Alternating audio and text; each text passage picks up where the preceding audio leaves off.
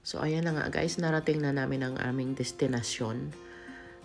Ito yung Lauterbrunnen. Bali, tatlong balik na namin dito sa area na to kasi sobrang ganda talaga kami dito. Bali, ito yung place na pinaka nagustuhan ko dito sa Switzerland. Berner Oberland region na talagang wala kang itutulak kabigin. Lahat ng mababalingan ng paningin mo ay sobrang ganda. Bali, ito nga pala ay camping place na kung saan pwede kang mag-park. Magbabayad ka ng 55 francs per night para magkaroon kayo ng electric power, and at the same time you can use the shower and the toilet.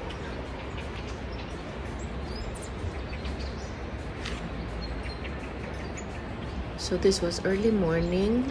I'm having my cup of coffee, of course, with the bidang tasa na si Sartin. I really love this cup.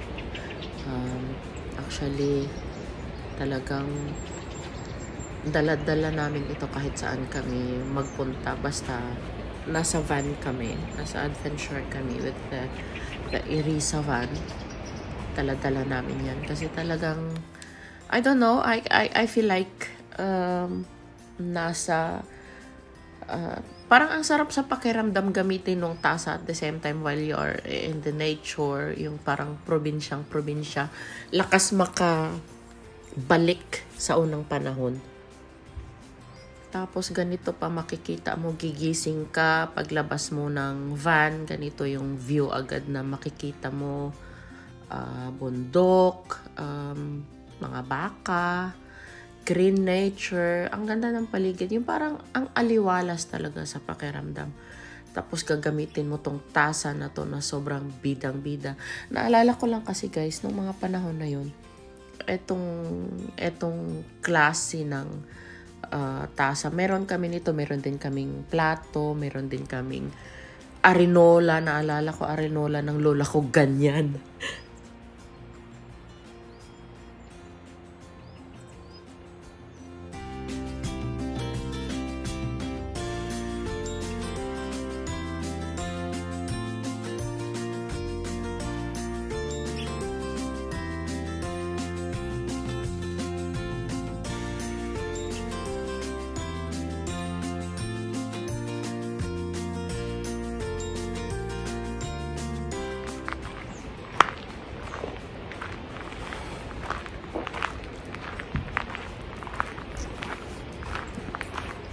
Masarap sa pakiramdam ng ganitong pagising mo, ganito makikita mo.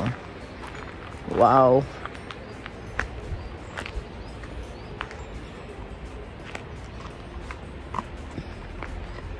Tumorga!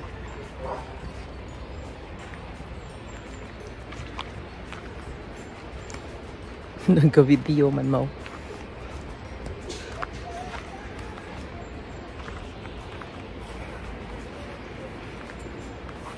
Cheers! Kape!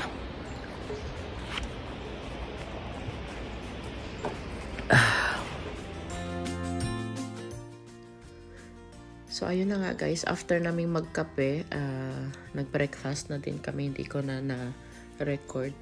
Tapos, nag-umpisa na kaming magbisikleta ng asawa ko. We had dala-dala namin yung aming e-bikes. Itong pangatlong balik namin kasi nga gusto namin i-explore yung area. Actually guys, may plan ulit kami na bumalik this April kasi meron ulit kaming isang linggong bakasyon. Kasi merong part pa doon na hindi pa namin talaga naikot sa kabilang banda naman. Bali sasakay naman kami ng train paakyat. And I don't know if we were able to bring our bikes up and then magbabike ulit kami. We will see.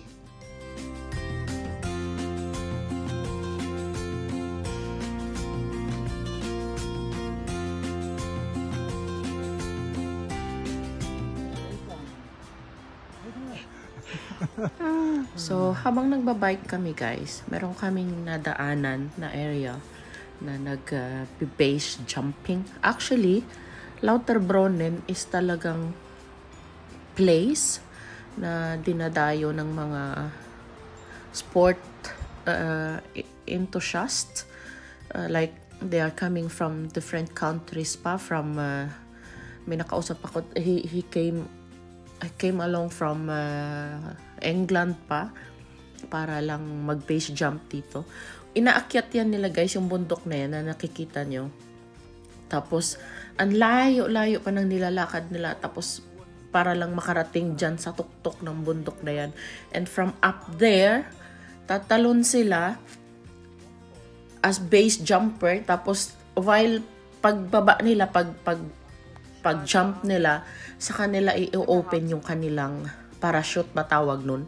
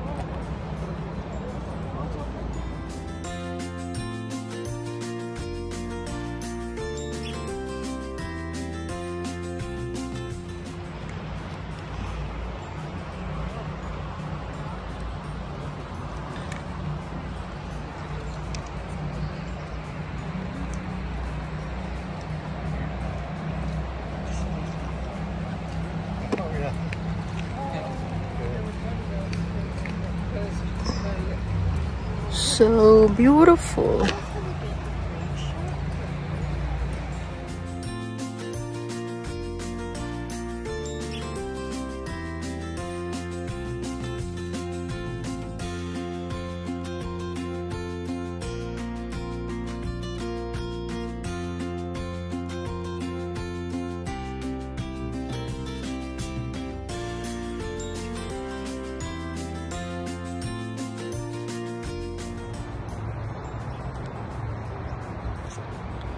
Ah, das ist Gleitschirm, das ist nicht Base Jump. Das ist Base Jump. Schon? Ja, der kleinste Mann, das ist noch nicht da geboren in der Schweiz.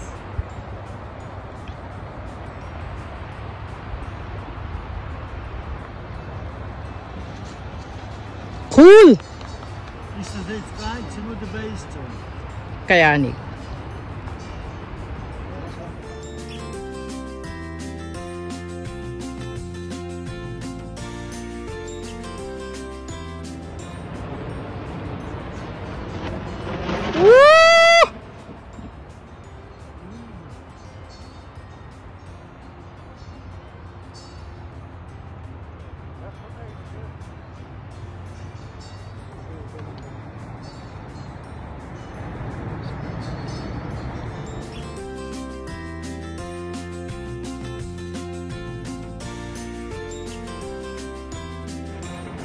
Oh.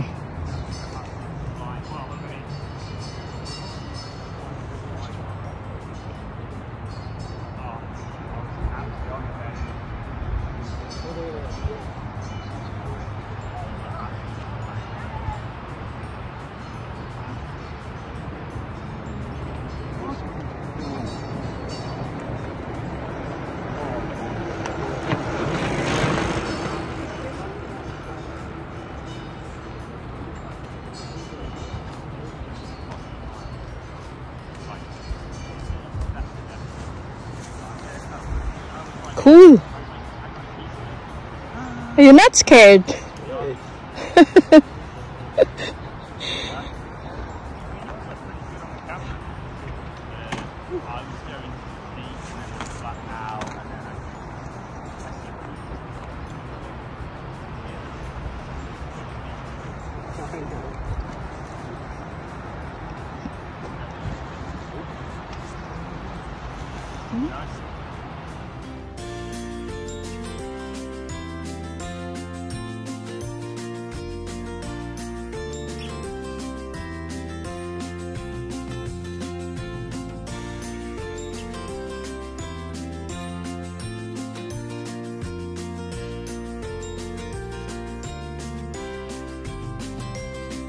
da.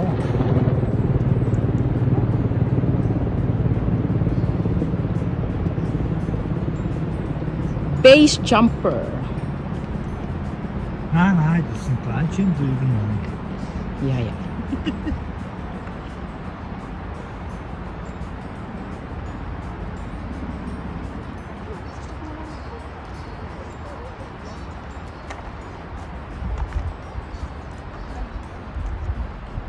Ja, weil down here is flat, no? Ja, nein, fast vollzähnige Felswand. Ja. Das sind 400 Meter, weißt du?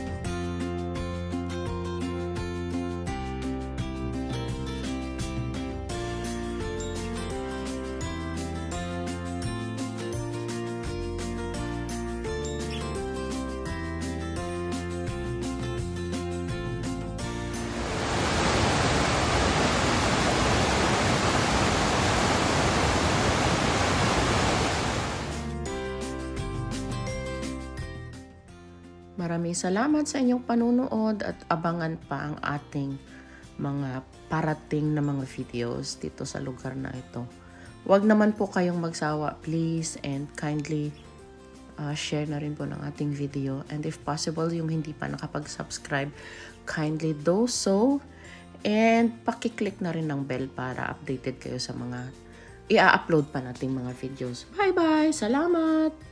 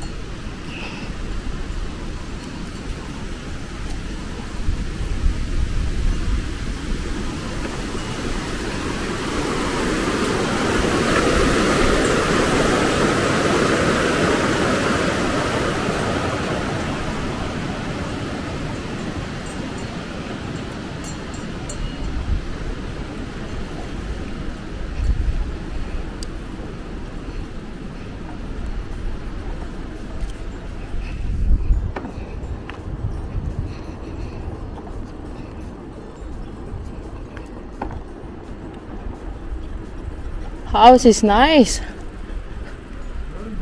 Ja, ich mache Foto da.